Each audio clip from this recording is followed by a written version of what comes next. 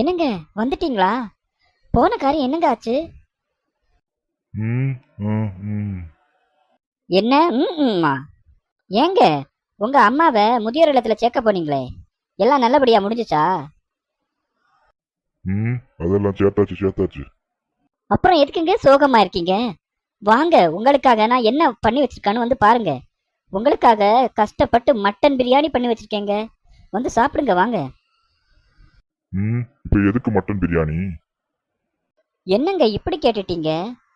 இன்னைக்கு எங்க குடும்பத்துல உள்ளவங்க எல்லாம் உங்களை பத்தி தான் புகழ்ந்து பேசிட்டு இருக்காங்க.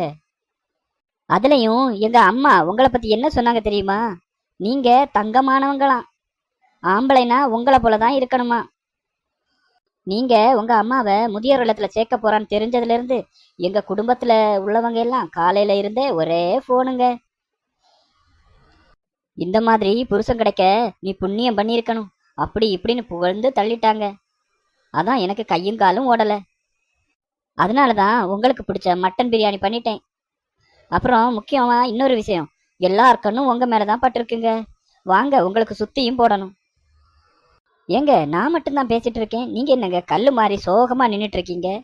என்னங்க ஆச்சு? அது இல்ல பொட்டம்மா. அம்மா சின்ன வயசுல இருந்தே என்ன கஷ்டப்பட்டு வளர்த்து படிக்க வச்சு என் கூடவே இருந்தவங்க. இப்போ தனியா அங்க விட்டுட்டு வந்தேனே, அதான் பேச்சு துணைக்கு ஆள் இல்லையேன்னு ஒரே யோசனையா இருந்துச்சு, கஷ்டமாவும் இருந்துச்சு. அட என்னங்க நீங்க இதுக்கெல்லாம் போய் கவலைப்பட்டுக்கிட்டு? அங்க எல்லாம் பேச்சு துணைக்கு நிறைய பேர் இருப்பாங்க, நீங்க ஒன்றும் கவலைப்படாதீங்க. அது இல்ல பொட்டம்மா, நான் உங்ககிட்ட ஒன்னு சொல்ல மறந்துட்டேன். அம்மாவுக்கு பேச்சு துணைக்கும் ஆள் கிடைச்சிட்டாங்க.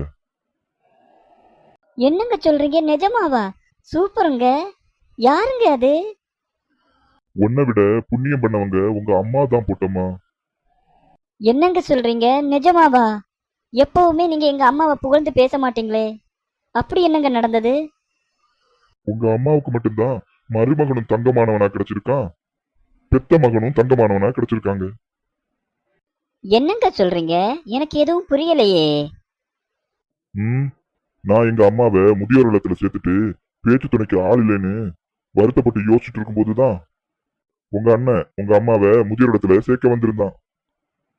அப்பதான் நினைச்சேன், கடவுளா பார்த்து உங்க அம்மாவை எங்க அம்மாவுக்கு பேச்சு துணையா அனுப்பி வச்சிருக்காங்க. இப்பதான் எனக்கு மனசு நிம்மதியா இருக்கு. என்னங்க சொல்றீங்க? எங்க அம்மாவை முதியோர் இடத்துல சேர்க்க வந்தானா எங்க அண்ணன்? சி, இவன் எல்லாம் ஒரு ஆம்பளையா? பெத்து வளர்த்த அம்மாவை இப்படி பார்க்காம முதியோர் இடத்துல சேர்க்கிறானே, இவன் எல்லாம் நல்லா இருப்பானா? ஏங்க, பெத்து வளர்த்த அம்மாவை இப்படி யாராச்சும் முதியோர் இல்லத்துல சேர்ப்பாங்களா? ஏன் நீ சொல்லி எங்க அம்மாவை நான் முதியோர் இடத்துல சேர்க்கல? அதே மாதிரிதான் உங்க அண்ணி சொல்லி உங்க அண்ணன் உங்க அம்மாவை முதியோர் இடத்துல சேர்த்திருப்பான். என்னங்க சொல்றீங்க? உங்க அம்மாவும் எங்க அம்மாவும் ஒன்னாங்க? போட்டு இப்ப என்னடி சொல்ல வர்ற?